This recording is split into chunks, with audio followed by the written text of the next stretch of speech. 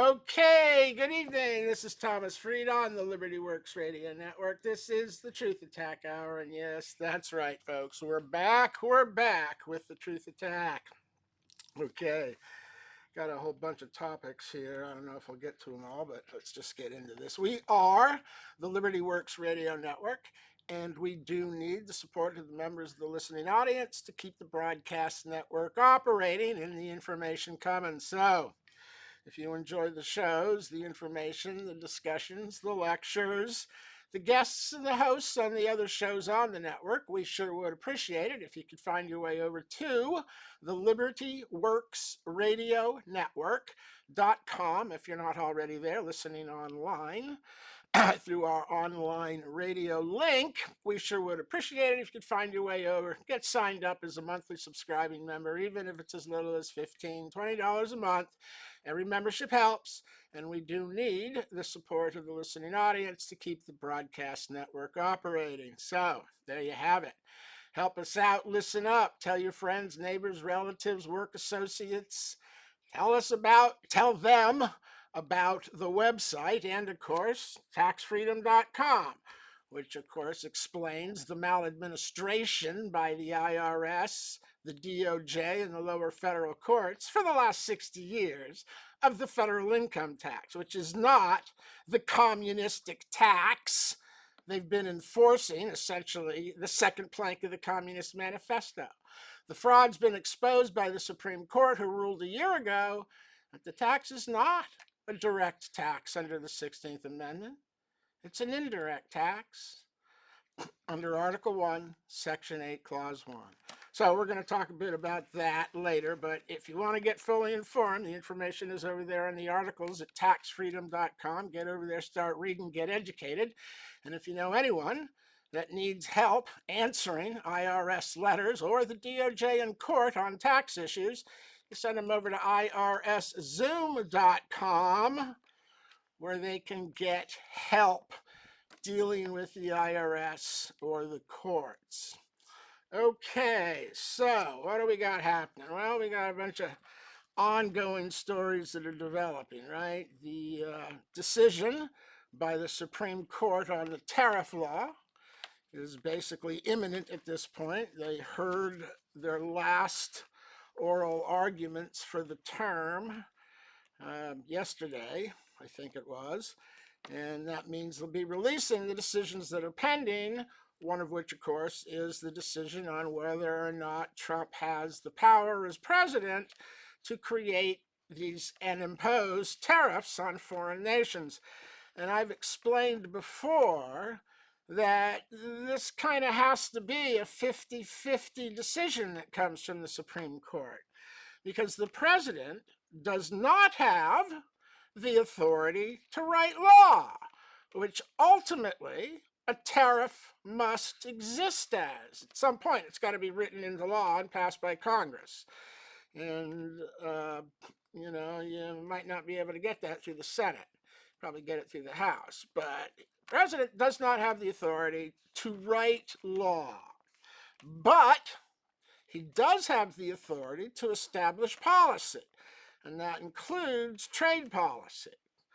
And if you don't give him the power to use tariffs, at least on a temporary basis, to react to or encourage other nations to come to the table and negotiate honestly, you've kind of taken away his ability to set foreign policy. And if you're waiting for Congress to write a law to set foreign policy on any one nation, good luck. It ain't gonna happen.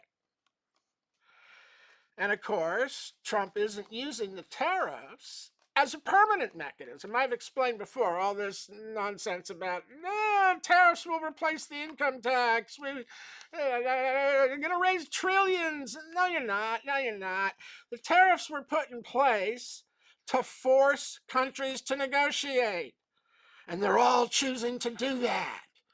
So the big tariff revenues they realized this year from the temporary high tariffs put in place to force the countries to come to the table to negotiate will be gone. Because after they negotiate a new deal, they're going to drop their tariffs, blocking our goods from sale in their country, and we're going to drop ours so that there won't be revenues from the tariffs over the next few years. There will just be increased free trade going in both directions, with their markets being open to our companies and our market being open to theirs. But guess what? Anywhere where there is a free trade agreement, we have the advantage. Nobody on the planet has the capability to produce the way America produces, with the diversity of production, with a skilled labor force, and an industrialized, digitalized nation.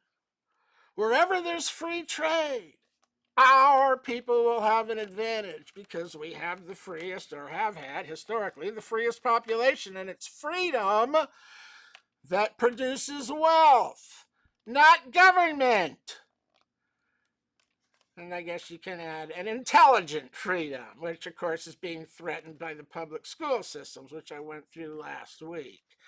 So anyway, the Supreme Court is going to have to come down on a 50-50 basis. They're going to have to say, well, the president can't write law to permanently put in place tariffs. He has the right, the power, not a right, he has the granted power to set trade policy and to use emergency situations or provocations from the foreign government. He has the power to react to those emergencies and provocations. He has the power to react to their imposing tariffs on our goods, even if they aren't newly imposed. He can go after tariffs that have been in place for 20 years, and there's a bunch of them. We've been locked out of Japan on rice. We've been locked out of Europe on cheese and wine.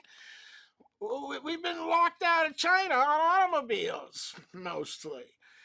Except for what Elon Musk produces there. I guess maybe that's not completely true. I guess there's a lot of wealthy Chinese that have bought luxury American cars as well as others. So anyway, we've been locked out of a lot of foreign markets for years, and neither the Republicans nor the Democrats have been bothering to do anything about it. Trump is the first. He's absolutely right to do so, because we need open foreign markets in order to continue expanding our economic productivity and development. We've pretty much conquered the 50 states. We need to move wealth, freedom, and production into the rest of the planet, and the only way to do that is to have the freedom to demonstrate that it works, and that systems run by a dictator, an authoritarian, a Congress, a parliament, or any small group of men doesn't work. You need distributed powers, which is why we have a system of 50 states. And part of the reason why we've been faltering is the authority of the 50 states is being undermined and usurped by a central government that is corrupted and not serving the interests of the people in the 50 states, but only the corporate interests that have bought the politicians with the corruption of money, giving representation to the institutional corporations which don't vote, and denying representation to the American people, who understand that we need businesses and want to encourage them to be successful, but that the law and the economy should serve the American people, not the people serve the institutional economy, which is the situation we have right now. They don't represent America. The laws and Congress are representing the corporate interests because they're allowed to buy the corporate vote with lobbying. We need to break that system and distribute power back out to the 50 states. And I've talked extensively about how to do that, which is basically you terminate all of the unconstitutional operations happening inside the government. That's the Department of Agriculture, Energy, Education, Transportation, Labor, Commerce, Environment, OSHA, all of these institutions, agencies, they're not in the Constitution. There's no authority for the federal government to be involved in any of those areas. And getting rid of them is how you stop the deficit spending. It's how you stop the bureaucratic usurpation and never-ending growth of the bureaucracy in Washington, D.C. that is consuming America in order to preserve its bureaucracy rather than the rights of the people. And of course, that's all done with the enslavement of the federal income tax, which is imposed as a direct tax that's unavoidable and imposed as a function of your earning any money at all anywhere in the country. You work, you owe. You work, you owe. That sounds like slavery, not freedom. Could it possibly be that that's where we've gone wrong? Gee, what do you think? Yeah, I think so. And that's probably the key to restoring, at least at the moment, affordability to the American people. Terminate the withholding of income tax from your check. The whole thing's a constitutional fraud. The American people need the power of that extra dollars in their paycheck. That's how you give everybody in the labor class a little more money to get to affordability. Giving a break on interest rates for automobile buyers, no, that doesn't quite cut it. That doesn't quite cut it. We're not looking to spend 30 to 40 grand to buy a new car. We want an extra $200 every week to buy groceries, pay the electric bill. And a 50-year mortgage? Are you kidding me? 50-year mortgage? At 7%? Are you insane? A 50-year mortgage on $150K will probably have you paying $500,000 in interest. I got a better idea. Why don't you give them a 15-year mortgage at prime rate, 3%, direct from the Federal Reserve, lending money to purchasers of a primary residence. And a 3% loan, direct from the Fed, that's assumable, so that the purchaser of the home can assume the loan. That will guarantee that every single loan is repaid, because you're never going to find a better rate than 3% for a primary residence. That would have the money system working for the American people. It would be introducing currency to be in play, for people to be productive with, to pay others, to do work, to buy goods, to live and work and survive and prosper. Money coming from the people buying homes, not from the corporations having access to trillions while the people get 7%.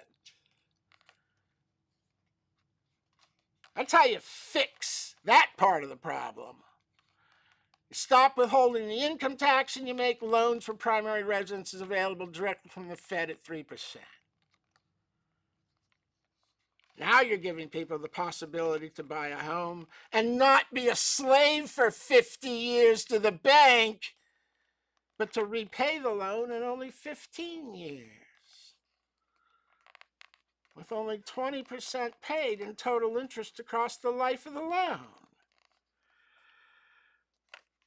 So, where are we at? Oh, it looks like we're going to be coming up on that first commercial break here in a minute. I guess I should hold off on going into any of these other topics till we get there. Federal Reserve Bank dropped the interest rate again yesterday. It's now down to 3.5, 3.75 off of 4.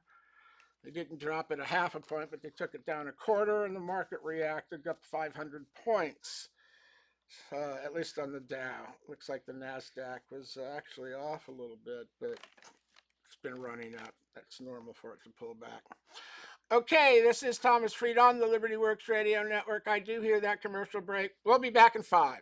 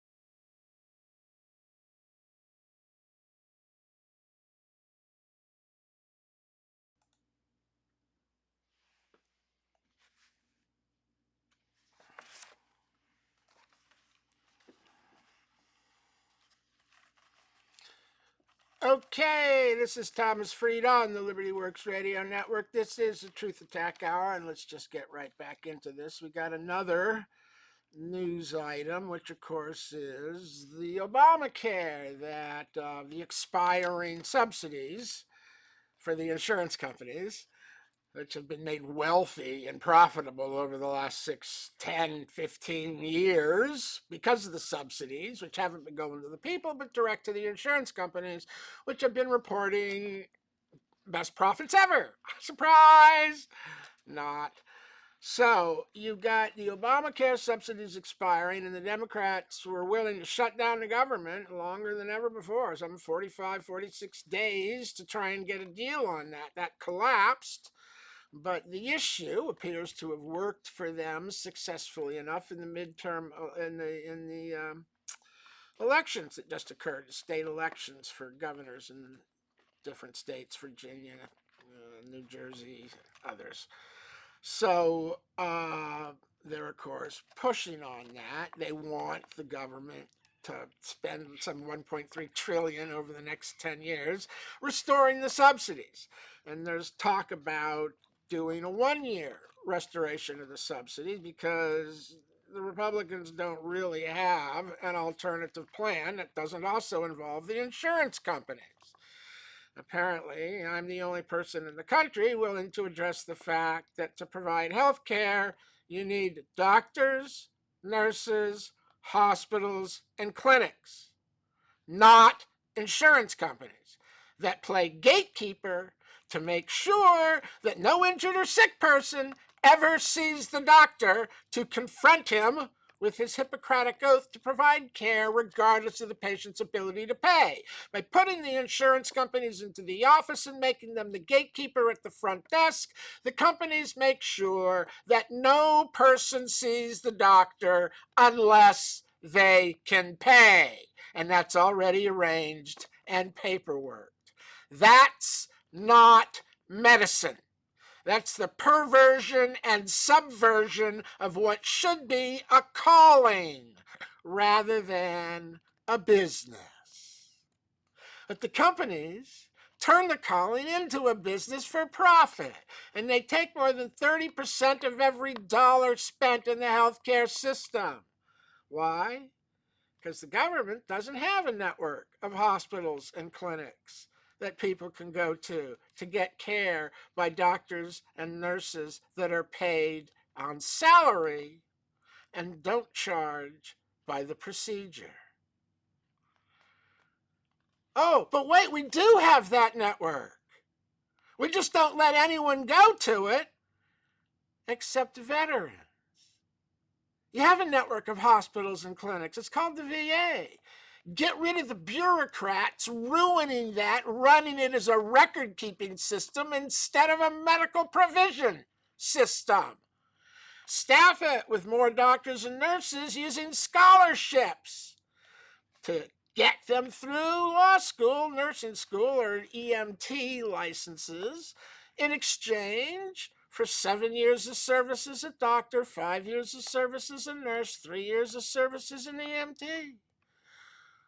Build an army of the U.S. Health Corps, doctors and nurses that turn the VA into an open network of hospitals and clinics that any American can go to for care.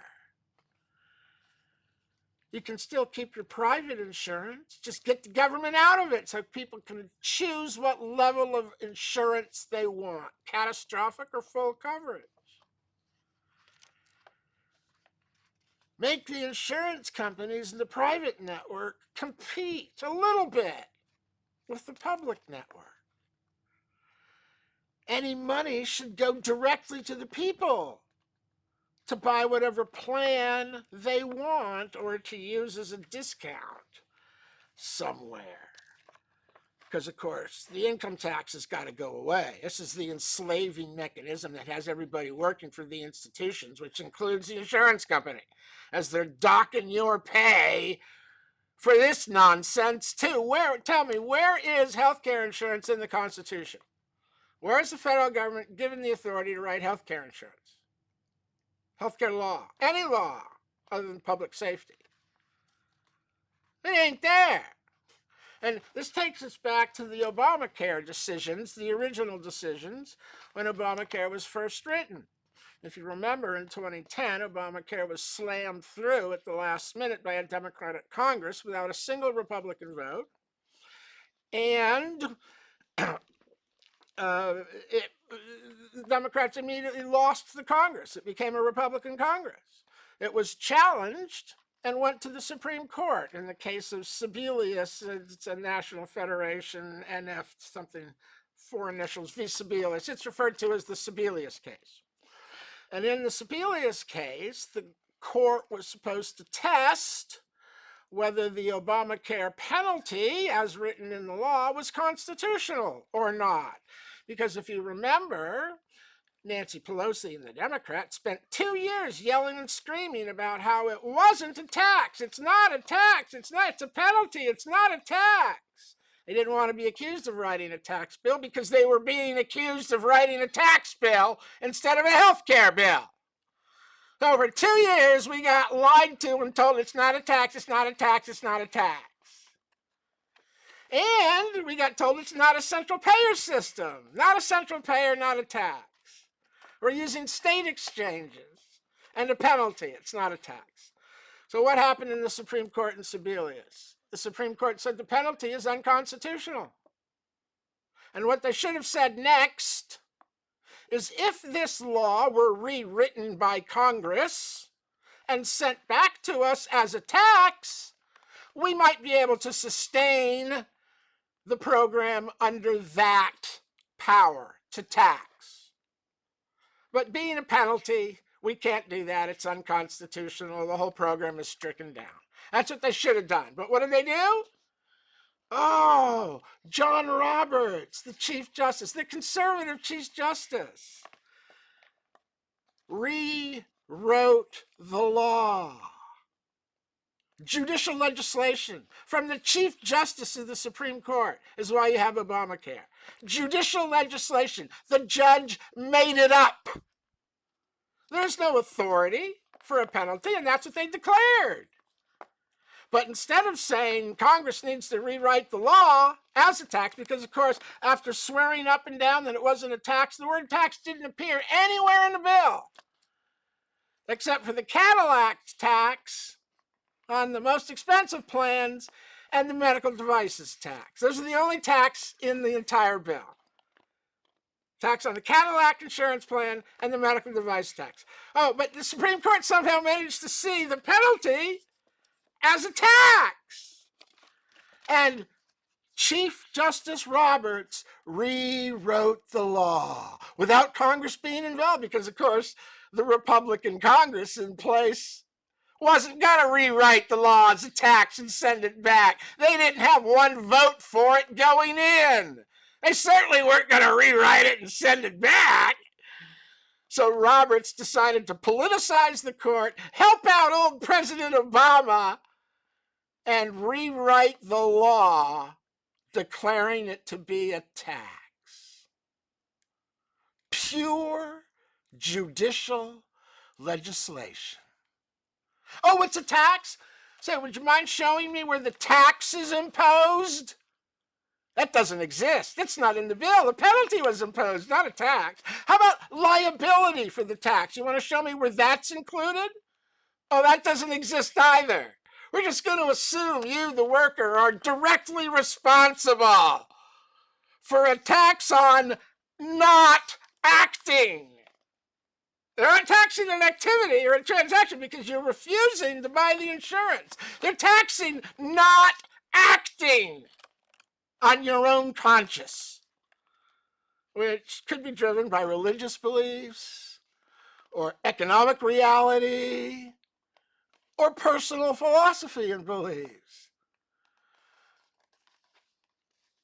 But oh no, it's a tax. Everybody has to pay it. No liability, no tax imposed, written as a penalty, declared unconstitutional, and then he rewrites it as a tax for Obama, saving Obamacare. and providing the subsidies to the insurance companies that are bankrupting America, driving the trillions in debt, not providing health care, and making the whole thing completely unaffordable because there's not one single thing that you were told about Obamacare that was true. You didn't get to keep your plan. It didn't drive the costs down, it drove them up. It didn't make more options, it gave you less.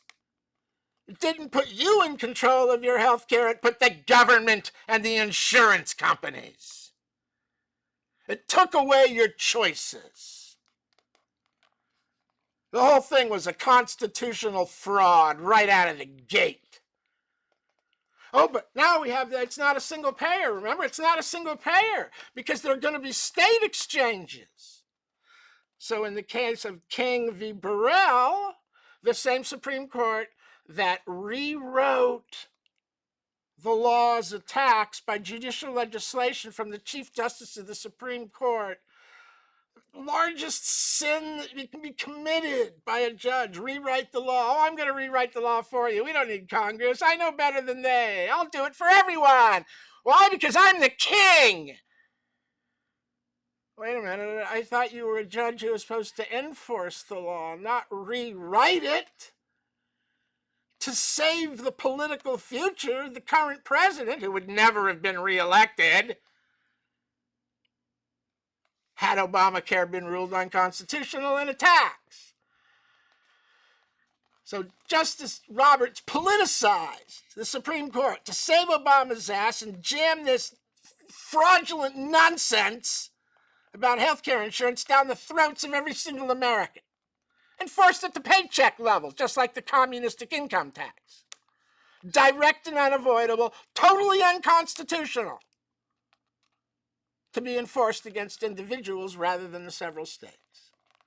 So in King v. Burrell, they were examining the other side's complaint that the law written by Nancy Pelosi and the Democrats was not a single-payer system because it required each state to set up its own healthcare exchange to be administered by the state. And that way, it would be the states, 50 different states administering it, wouldn't be a single payer from the central government. Oh, but some 30 or more states, the conservative, refused to set up healthcare exchanges. Keep your lousy program. We don't want it. We didn't vote for it. We aren't doing it. And of course, without the enslaved population of 30 conservative states producing all the goods, the farm goods, the Midwest, without those 30 states, the whole program was insolvent before it began. Because the whole theory behind the program was you would get the volume of people to make up the costs for the small number of people you actually had to make payments out to. By drawing everybody in, you would have enough people participating to actually take care of the poor and the indigent and all the others they wanted to take care of. But with 30 states saying, to hell with you, I'm out, they didn't have enough. So they went to court. They went to court because what happened is where the Republican states refused to set up a healthcare exchange, the federal government stepped in and set one up for them and ran it as the federal government, violating the law's requirement that each state run the exchange, not the federal government. Because, of course, if you're an individual in a state looking for insurance and you have an option of signing up with the federal government, who has unlimited access to the capital from the Federal Reserve Bank, or signing up with the state, who has no capital at all to do any of this. Which one do you think you're going to choose? The one with all the capital to fund your health, or the one with no capital at all? Of course, it immediately becomes a single-payer system. Everybody signs up with the federal, unlimited access. Okay, I think I hear that commercial break coming up, so I'm going to get back into this and explain more when we get back. This is Thomas Fried on the Liberty Works Radio Network. We'll be back in 5. Work your way over to the website, get signed up as a subscribing member.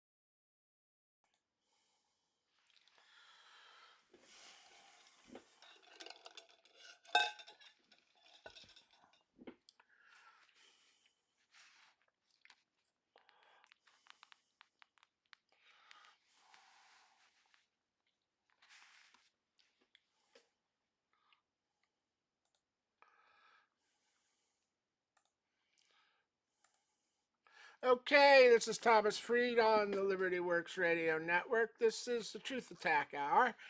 And let's just get right back into this. When the commercial break came up, I was talking about the second Obamacare healthcare case, which was King v. Burrell, which challenged the operation by the federal government of healthcare exchanges being set up by the federal government in the states that refused, mostly Republican, red states, that refused to set up a healthcare exchange because they didn't want the fraudulent system. And of course, it wasn't going to work without those states participating somehow. And when there's no exchange from the state, there's no way for them to participate. So the federal government stepped in, violated the law, which explicitly was written not as a central payer, with the federal government being the role of an exchange under any circumstance, except maybe in D.C. it would be. It was a state-run program. Law didn't allow the federal government to play because it wasn't a central payer program. That was one of the key claims of the Democrats in passing it. It's not a tax, which was a lie, as it turned out, in Sebelius, the first case, and was also a lie that it's not a central payer, because what the Supreme Court did is it recognized again that the law wouldn't survive unless they rewrote it. But this time, they didn't rewrite the legislation, they rewrote the Constitution, the highest form of judicial sedition by judicial legislation. The Supreme Court ruled that for purposes of this legislation, the federal government was a state. It was a state, not just in D.C., but in all the Republican states where they wouldn't set up an exchange. So it, of course, immediately became a central payer system, with the federal government playing the exchange in most of the states unconstitutionally. Now, what's the result of the Supreme Court ruling that the federal government is a state? Doesn't the Constitution say that the federal government only gets the power to do what the Constitution grants it to do? Article 1, Section 8, Clause 1 lists some 28, to 32 powers, depending on how you count them. All the powers, Article 1, Section 8, Clause 1. So, the Supreme Court says so you've got the Supreme Court declaring that for purposes of the legislation, the federal government is a state. The Constitution gives the federal government the power to only do the things listed in Article 1, Section 8, Clause 1, and it reserves all the other ungranted powers to guess who? That's right, the states, or we the people. So if the federal government is a state, as held by the Supreme Court, they now possess and can do all of the things that are granted by the constitutional powers that exist, and all of the things that are ungranted because they're reserved to the states, which is what the federal government also is. So when you say that the federal government can be a state, you remove the constitutional limitation that is supposed to frame the entire federal government. They're no longer limited to only the things granted in the Constitution. Because as a function of being held to be a state in Burrell, King v. Burrell, they can now argue they have the power of the state in any case they want. And that means it's an unlimited federal government. They have all the powers granted and all the powers ungranted and reserved to the states.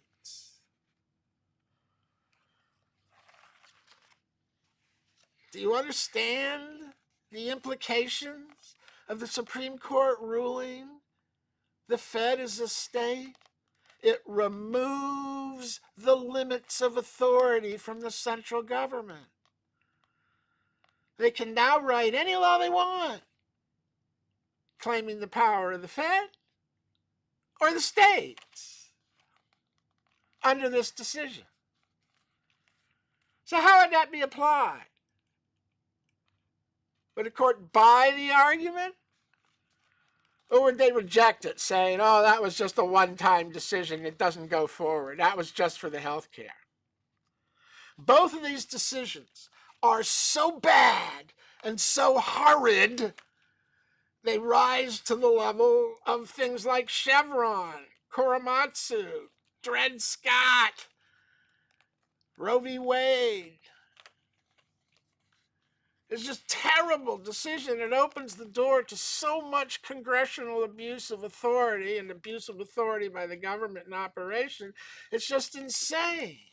Both of these decisions, Sebelius and Burrell, are bad decisions. And that's why Obamacare exists. And that's why they want another $1.3 trillion to hand over to the insurance companies over the next 10 years. It's an unconstitutional system that steals from Americans by robbing the Treasury to enrich the insurers who don't provide health care. Insurance companies do not exist to provide health care to the American. They give a crap if anybody gets health care or not. They exist to provide profits to their shareholders, which is why they deny claims instead of paying them. So the whole thing is a fraud. And I think that if either of these decisions were relitigated in front of today's court, they would both be reversed. I don't think today's court would rule 6-3 that it's a tax, not a penalty. I think they'd rule 5-4 it's a penalty, and the ruling that it was tax was error and it's overturned. No more Obamacare. That's how you get rid of it. You relitigate the tax. It's not a tax, it's a penalty. Somebody needs to sue to have this court re-examine the Obamacare constitutionality issue. And you can also relitigate the federal government as a state exchange, because I don't think this court would uphold that ruling either. That would go 5-4 as well. Neither of these rulings were legitimate. Both of them were used to saddle America with a false program that enriches the companies that wrote the bill. You don't think Congress wrote this, do you? So the Democrats are all up in a tizzy, and the Republicans don't have an alternative. And what they're probably going to do is pass the subsidies for 1 year. Continue the fraud and the nonsense. Telling everyone, oh, we'll work it out over the next year. They ain't ever going to work this out. Zero Republican votes. They're only going to pass the 1 year so that insurance doesn't go away in an election year. Pure politicization of policy and law by Congress and the Supreme Court. All just complete and total nonsense. It's not a healthcare system. It's an insurance subsidy system. 30 to 50% of every dollar spent on healthcare goes directly into the pockets of the insurance companies who have been reporting unreal profits since, guess when? Surprise! 2011, when Obamacare went into play. 15 years. There's no health care. Nobody can afford it. They deny the claims. It covers nothing. It's too expensive. It didn't make it cheaper. It didn't make it more available. The networks are smaller. The doctors are fewer. The competition is less. which is why prices went up while quality of service went down. They were pretty much given a monopoly, and the federal government pays for it. And of course, the COVID subsidies didn't help any. It looks like the fraud that was committed in Somalia, which I reported last week was a few hundred million, is at least 1 billion and could be as high as 8 billion. It's been systemic.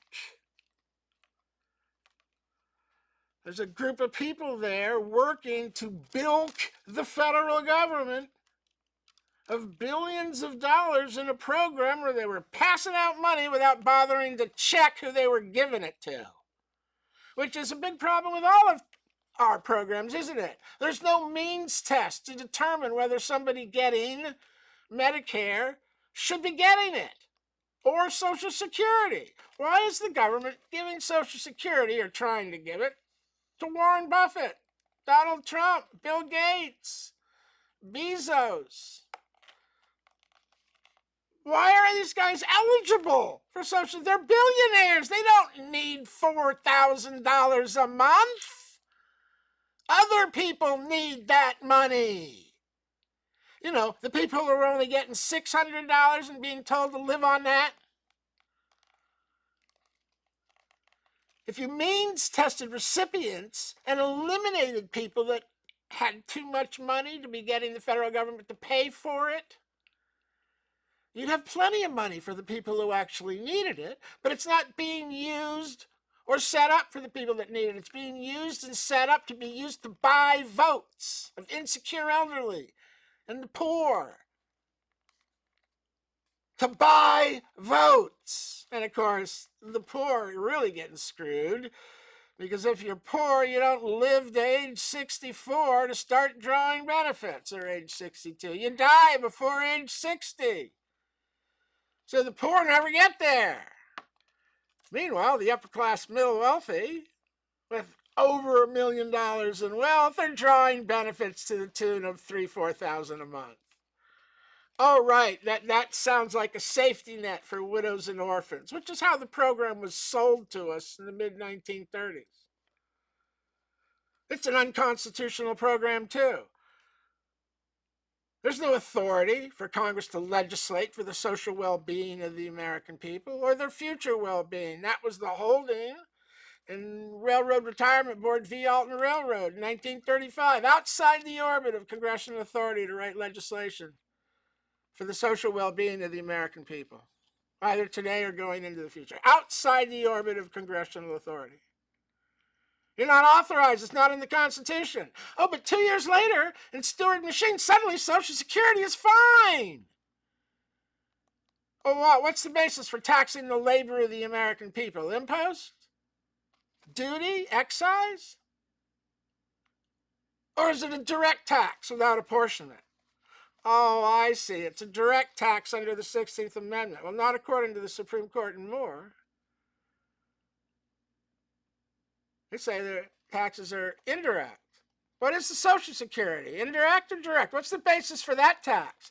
Stewart says, in Stewart Machine, 1937, 2 years after Alton Railroad, oh, look, they're taxing the employer. In employment, you can tax the whole or you can tax a part. The employment is a part. So you can tax the employer on the employment of his workers. As an excise, we've always been able to tax the corporations in the business on the basis of excise. That's all that's going on here. Well, wait a minute. Excise taxes don't reach the labor of the American people. They only tax the manufacture, consumption, and sale of commodities within the country, licenses to pursue certain occupations, and the corporate privilege. How is labor taxed by excise? Oh, in Stewart Machine, they didn't address the taxation of the individual, only the company. Because the individual didn't have standing. They weren't part of the suit. The whole thing's a fraud. And it's bankrupting America, just like Obamacare. Good riddance. Okay, I think I hear the end of the show coming up. This is Thomas Freed on the Liberty Works Radio Network. I'll be back next week with more about more.